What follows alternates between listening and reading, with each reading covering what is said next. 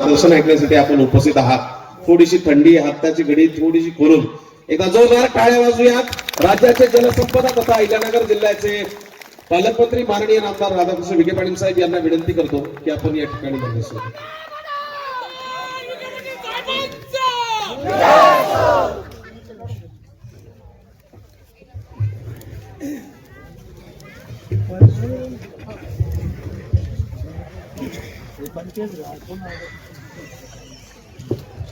जरा दोन्ही हात वर करून बोला, भारत माता की जय, भारत माता की जय, वंदे मातरम। मात्र आवाज येत नाही, वंदे मातरम।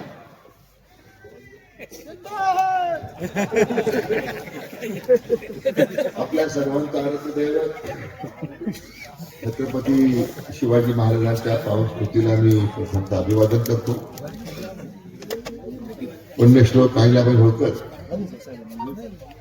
आणि क्रांतिज्योती सावित्रीबाई फुले यांच्या स्मृतीला वंदन करतो।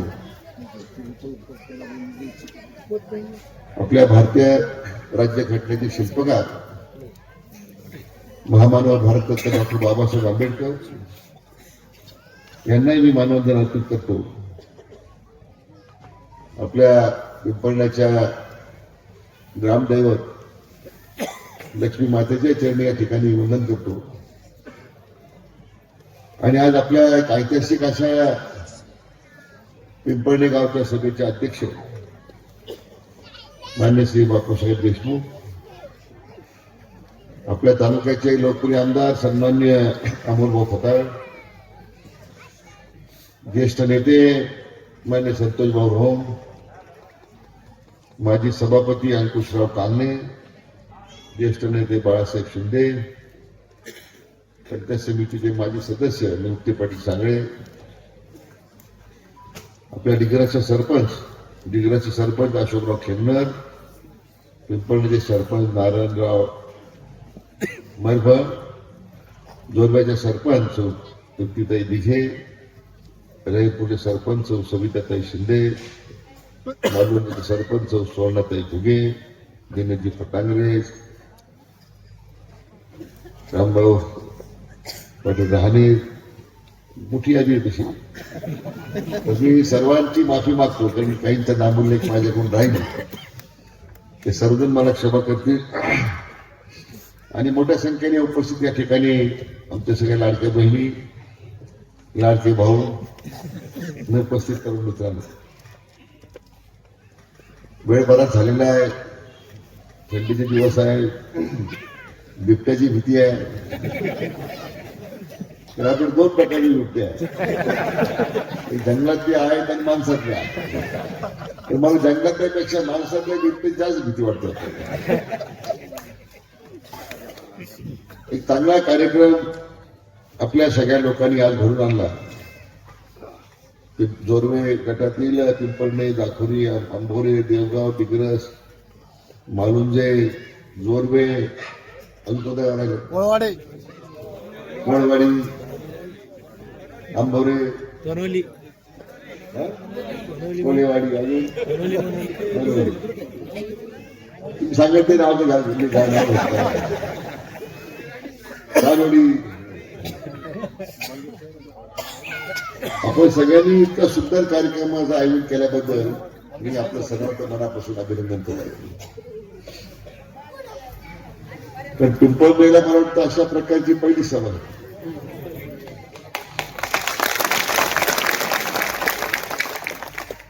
आणि आपल्या सगळ्यांच्या उपस्थितीनंच आपण जो आपल्या तालुक्याचे आमदार अमोलभाऊ असतील, महायुती म्हणून जिल्ह्याचा पालकमंत्री म्हणून असेल,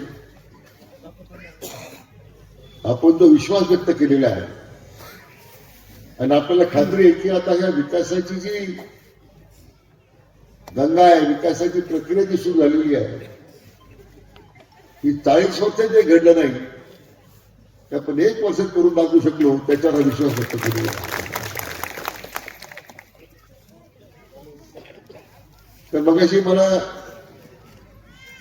संतोष भाऊंचं भाषण मी ऐकत होतो, 40 वर्ष दुष्काळाचं मॉडेल माणसाने कोणतं भाषण करा, की आम्ही दुष्काळ समाप्त करून विकासाचा मॉडेल आणलेला आहे. तर आम्ही 40 वर्ष काय करत होतो की राज्याला दुष्काळाचा मॉडेल आमचा तालुका या ठिकाणी आम्ही त्याचा कौतुक करत होतो. तर मला खात्री आहे की मागच्या वर्षभरापासून तुमच्या सगळ्यांच्या भागामध्ये आलेलं निवडण्याचं पाणी असेल, नदीला असलेलं पाणी असेल, अजूनही कोळवाडी वगैरे काही भाग सुटलेला आहे. हो, कोळवाडी राहिले. या वर्षी तुम्हाला दुष्काळ जाणवला का? मला म्हणून सांगत दुष्काळचं मॉडेल पाहायला मिळालं का? टँकरच नाही, टँकरच बंद. 150 टँकर आपल्या तालुक्यात चालवते. हे सगळ्या बगलपंचायतचे टँकर विकून टाकले. हे आता त्यांनी बहुतेक आता हा म्हणतो उत्तमपुरावर विकून टाकले. म्हणजे या तालुक्यातील सामान्य नागरिकांची लूट किती वर्ष सुरू होती त्याचा आपला अंदाज 150-200 टँकर चालायचे. आज मित्र तुम्हाला सांगायला मला अति समाधान आहे की आपल्या संगमनेर तालुक्यामध्ये अवघे फक्त 2 टँकर सुरू आहे. सुद्धा वाटतं त्याकडून पाणी जात नाही म्हणून का बरं एवढा परिणाम एका वर्षात झाला. मी सकाळपासून आपल्या तालुक्यात दौऱ्यावर आहे आणि या 10-12 गावातच फक्त आतापर्यंत सकाळपासून 51 कोटी रुपयाच्या कामाचा शुभारंभ केला. आपण झालो का आपण म्हणजे त्याला मंजुरी आहे, निधी दिलाय, हवेत त्या घोषणा नाही आहे. ज्या भागामध्ये अनेक वर्ष लोकांना कधी त्या योजना कधी पाहायला मिळाल्या नाही, योजनेपासून वंचित राहिले, अशा सगळ्या ठिकाणी आपण मोठ्या निधी दिला. आज आपल्याच पीक पडण्याचा जर उल्लेख केला या ठिकाणी तर मला वाटतं साधारण 9 कोटी रुपयाच्या कामानं या ठिकाणी आज आपण सुरुवात केली.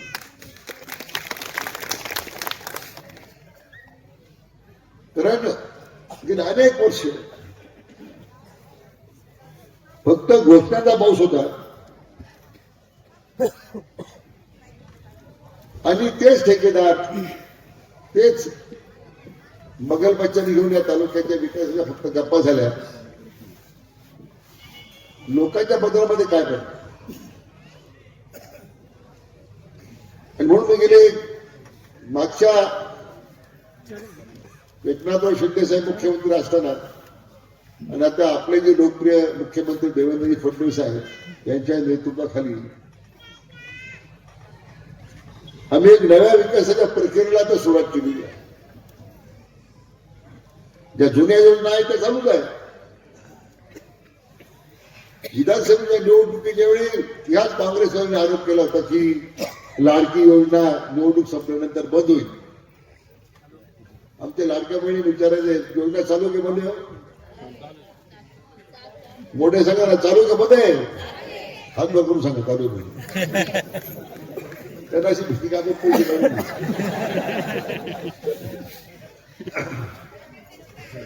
आणि गेल्याच आठवड्यामध्ये मान्य फडणवीस साहेब ज्यावेळी आले होते आपल्या दिनांक दौऱ्यावर त्यांनी स्पष्ट सांगितलं की आमचं महायुती सरकार असेपर्यंत आमच्या लाडक्या बहिणीची कोणती योजना बंद होणार नाही ही खात्री आपल्याला दिली आहे.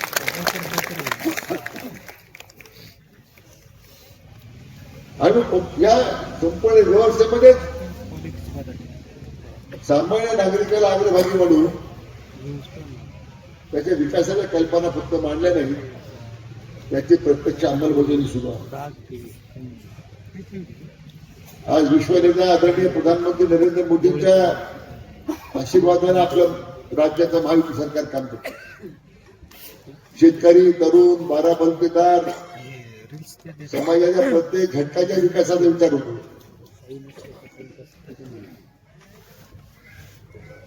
आदरणीय प्रधानमंत्र्यांच्या माध्यमातून सुरू केलेल्या सगळ्या योजना आजही 80% जनतेला मोफत धान्य मिळतं का नाही. ते कोणी दिलं ते योजना कोणी सुरू केली होती. मग बोला तुम्ही नरेंद्र मोदींनी सुरू केली होती का. तर दुसरी कोणी सुरू केली होती. यशोधर कुठून सुरू झाली होती.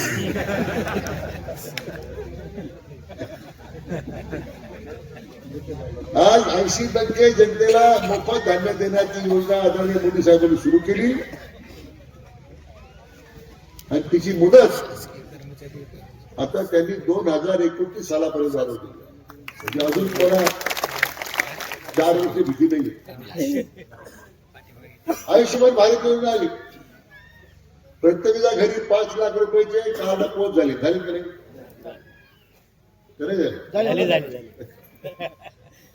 आज त्या आयुष्यमान भारताच्या 5 लाखाच्या योजनेमुळं आणि आपल्या राज्य सरकारच्या महात्मा फुले जन आरोग्य योजनेचे 5 पैकी मुदत आपण मर्यादा 3 लाखाहून 5 लाख केलेली आहे. एकही गरीब माणूस या आपल्या राज्यातला औषधोपचारापासून वंचित राहणार नाही अशा प्रकारचं काम आपल्या माहिती सरकारने सुरू केलं. अजून कोणत्या अपेक्षा पाहिजे जनतेला? निवडणुकीच्या पूर्वी आम्ही घोषणा केली होती मान्य देवेंद्रजींनी 100% वीज मोफत देऊ. योजना चालू आहे मध्ये. आता तर आपण त्या सगळ्या सौर ऊर्जेच्या माध्यमातून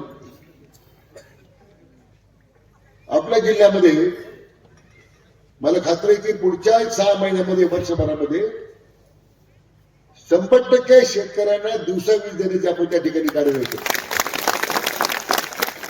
आज आम्ही संगमेश्वर तालुक्यातील करे नंतर कोणतं गाव आपण तळेगाव या सगळ्या भागाच्या सौर ऊर्जा प्रकल्पाचा शुभारंभ केला.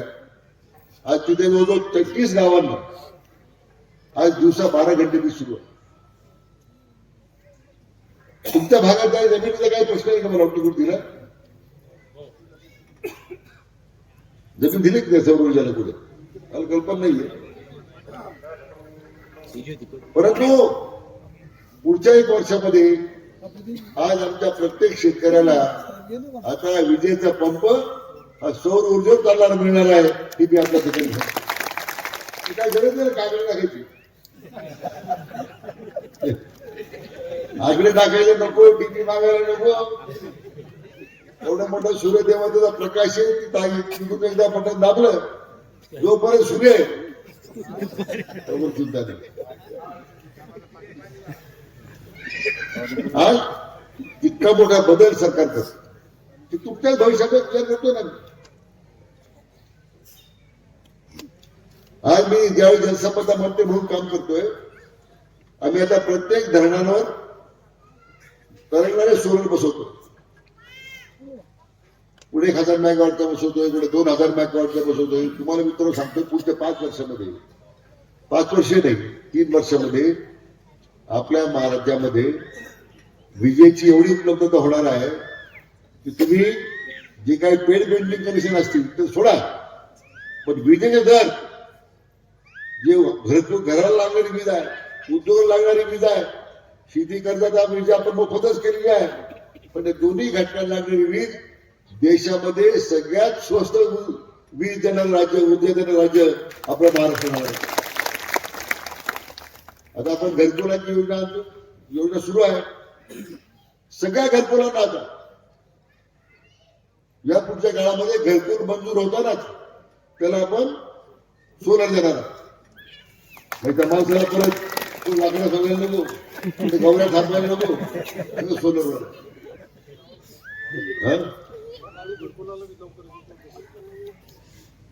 त्यामुळे आमदार महोदय बद्दल वाढवतं मिळालं तर घरकुलांना, परंतु सोलरमुळं आज त्याचा एवढा परिणाम होतोय की ज्यामध्ये आज सामान्य माणसाला त्याचा मोठा दिलासा मिळाला. आणि मला विचारलं पाहिजे आमच्या विरोधी पक्षाच्या लोकांना की तुम्ही इतका सत्तेत होता, काय नाही आपल्याला जमले? उद्धव ठाकरे मुख्यमंत्री होते, एवढा मोठा कोविडचा काळ होता, त्यांनी काय केलं? तिने घोषणा देऊन टाकली महाराष्ट्रात माझं कुटुंब तुमची जबाबदारी. हे बघितलं घराचं. तुमचे मित्र कुठं बसले?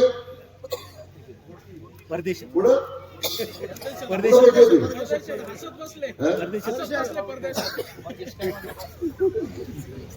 म्हणजे तालुक्याची जनता वाढव राज्याची जनता वाऱ्यावर आणि सगळे मुख्यमंत्री म्हणून सगळे मंत्री घरात बसले, कोणी थंडाच्या ठिकाणी गेलं, कोणी दवाखान्यात गेलं.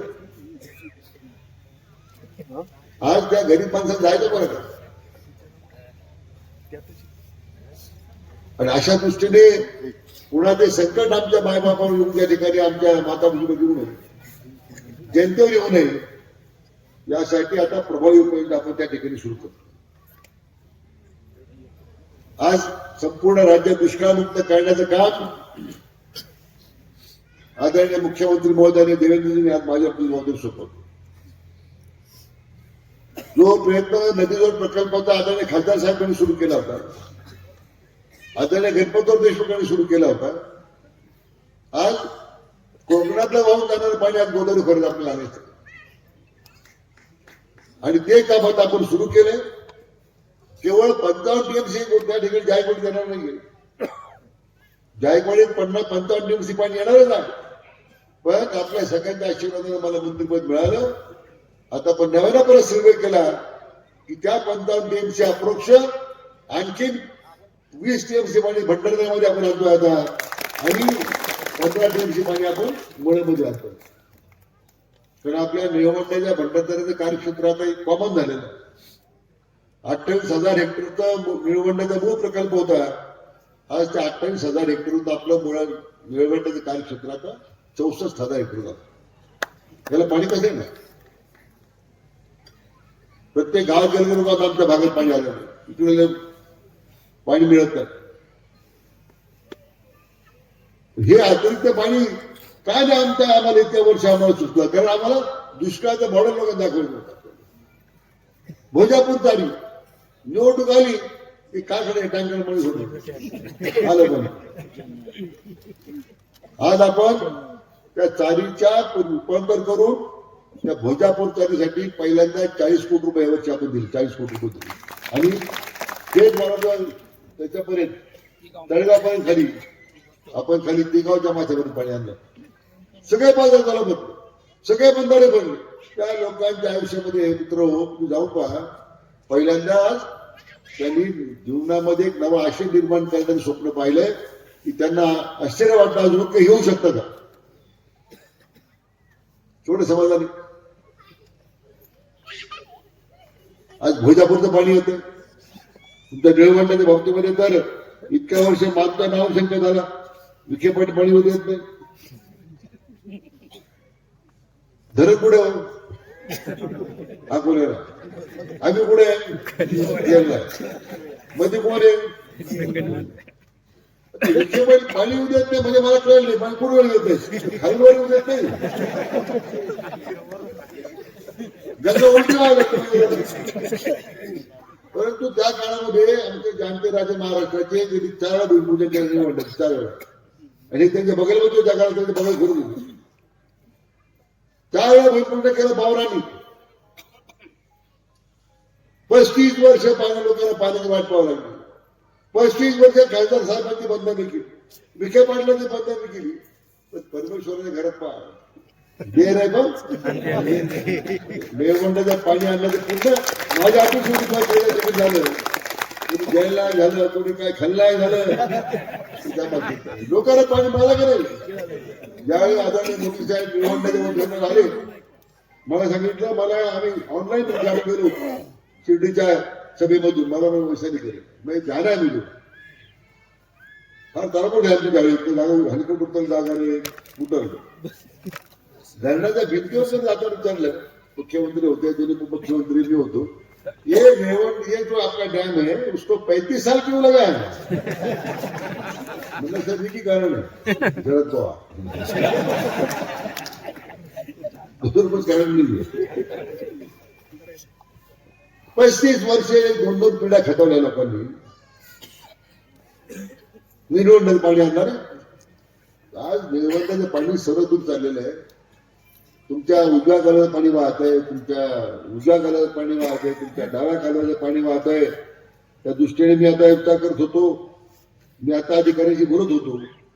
त्या तुमच्या डाव्या उजव्या कालव्यातून पेंपाळण्याचं 650 हेक्टर क्षेत्र आहे.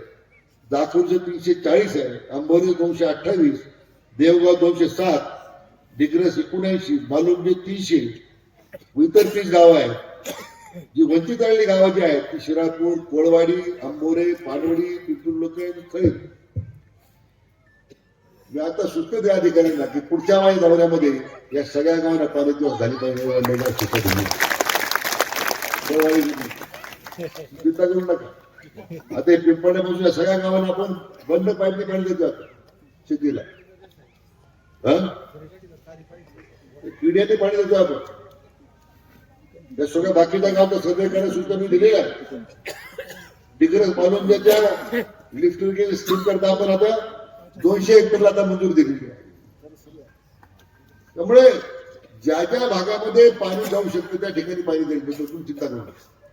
मी जलसंपदा मंत्री, खात्याचा मंत्री असेपर्यंत आपल्या भागातला एकही गाव पाण्यापासून वंचित राहणार नाही, जबाबदारी पाहिजे. त्या दृष्टीने आपण कामाला सुरुवात केलेली आहे. अनेक नवीन नवीन योजनेला आपण त्या ठिकाणी प्रयत्न देण्याच्या मंजुरी देण्यासंबंधी प्रयत्न करतो. मी गेल्या वेळी डिग्रसला गेल्या 2-3 महिन्यापूर्वी आलो होतो. तर डिग्रस आणि खापवाडीच्या लोकांनी मागणी केली रस्त्याची, बरोबर ना. त्याला आताच मंजूर दिली. 4,78,00,000 आता मंजूर दिला डिग्रस आणि खापवाडी. नुसते आपण पावडे चुना घेऊन जात नाही. मी वापरला स्वच्छता दिलेल्या आहेत. मग बोललो त्या बोलला इथे मागच्या अनेक वर्ष रेवंड्याच्या फक्त फटका टाकले लोकांनी. रेल्वेची फक्की, याची फक्की, त्याचा चुना, त्याला त्याचा चुना या. टँकर जनक आहे तुम्ही हे ना त्याचं टँकर जनक त्यांचं काय खरं आहे. म्हणून आता अजिबात भविष्यकाळात चुना लावायचं नाही. फक्की टाकायची. रेवंड्याच्या कालवर 4 चुना निवडून बघायला फटका टाकू. आता काम हे लोकांना आपण कबूल केलं. मी तुमच्या आमदार साहेबांना खात्री देतो की त्यांनी जे ज्या गोष्टी आपल्याला सांगितलेल्या आहेत ते 100% पूर्ण करण्याची जबाबदारी माझी नाही. लोकांना काय पाहिजे? पाणी पाहिजे, रस्ते पाहिजे, चांगल्या प्रकारच्या वाडी वस्त्र जोडणारे रस्ते आहेत. त्या दृष्टीने आता आम्ही काही आखणी करतोय. मध्यंतरी काल परवा काही लोकांनी भाषण केले. विखे पाटील रेल्वे पळवली, पाणी पळवलं. मला तुम्ही सांगा किती वर्ष भाषण मी काढणार पाणी पळवायचे? अरे विखे पाटील पाणी देणारे आहेत, पळवणारे नाही आहेत. तुम्ही इतकं वर्ष भाषण केली फक्त. रेल्वे कधी पळवलं? डबे उडेला माहिती.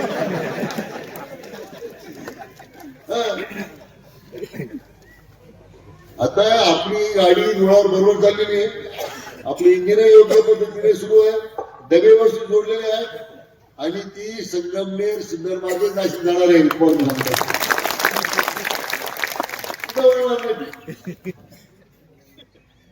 यशोधरला वळणार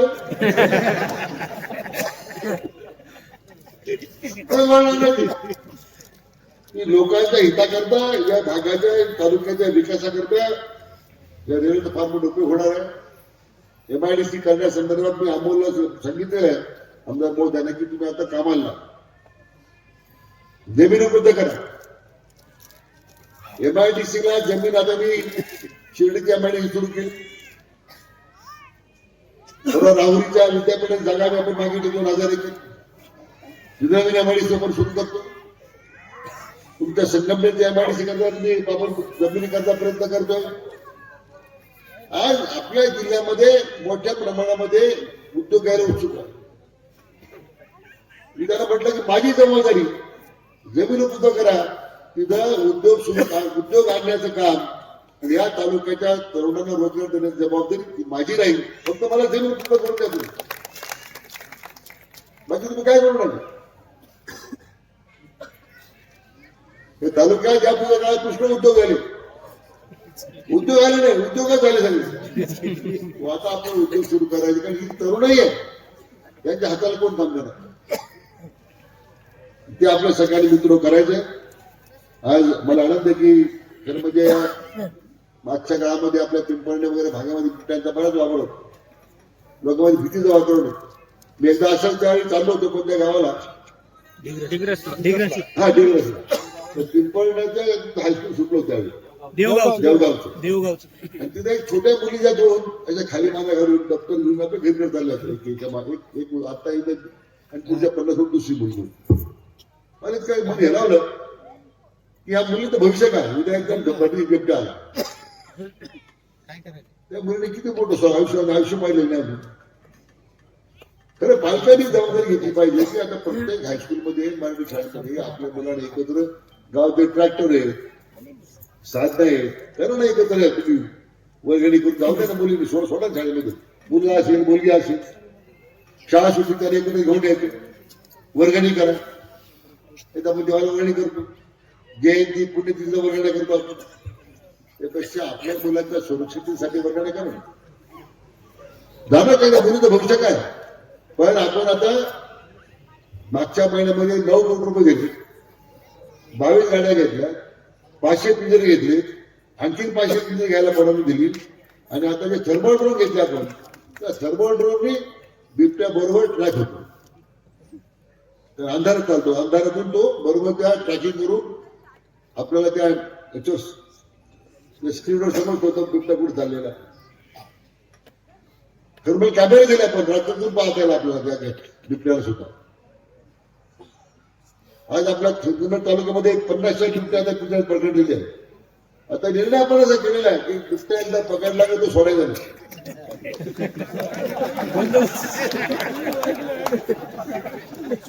आपण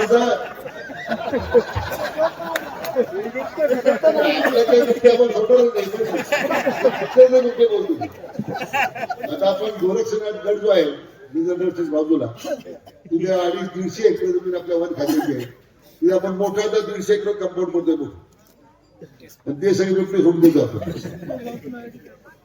ते जो 200 बिबटे बसले तिथं आपल्यातल्या गेलं म्हणून गडबडी केली, तो सोडून द्यायचा.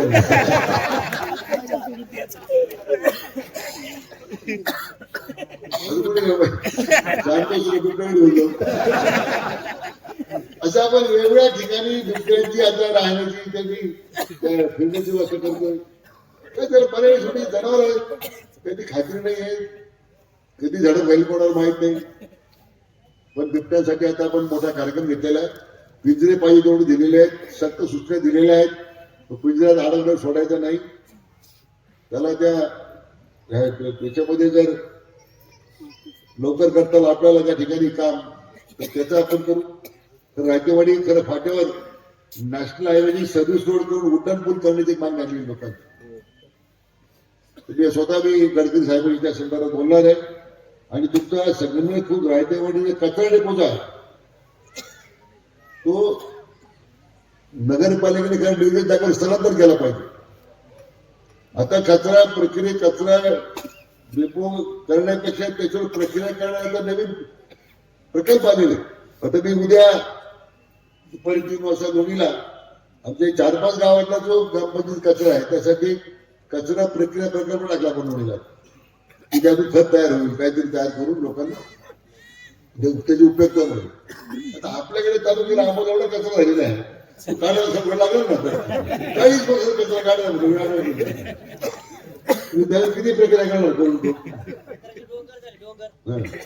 तर त्यामध्ये लक्ष घालावं लागेल. निश्चितपणे मला आनंद आहे की आज आपल्या पिंपळणे इथे होणाऱ्या कार्यक्रमाच्या निमित्तानं खरं आपल्या पिंपळण्यात 2-3 मागण्या होत्या. भवानी आई मंदिर ते संजय महाराज देशमुख वस्ती रस्ता, दादव वस्ती ते निकम वस्ती रस्ता, हायमॅक्सची गरज आहे, स्ट्रीट लाईट होण्याची गरज आहे.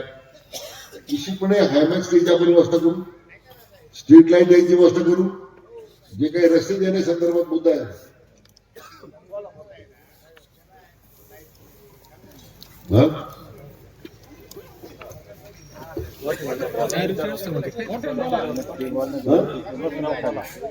हा स्ट्रीट लाईट करतो ना तुम्हाला.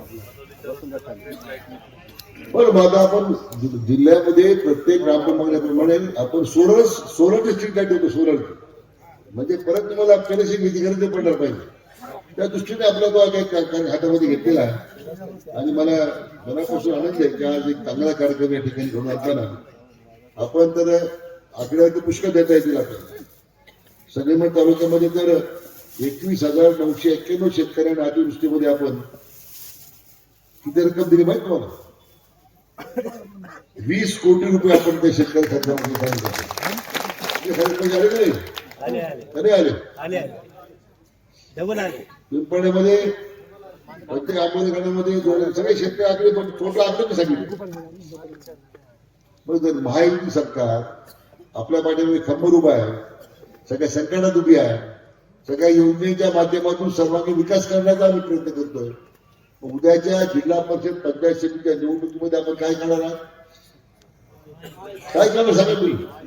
तर तुम्ही हाताने मला सांगितलं मंत्री महोदय पाणी पाहिजे, रस्ता पाहिजे, आमच्या शेतीला पाणी नाही, मी ती जबाबदारी स्वीकारलेली आहे.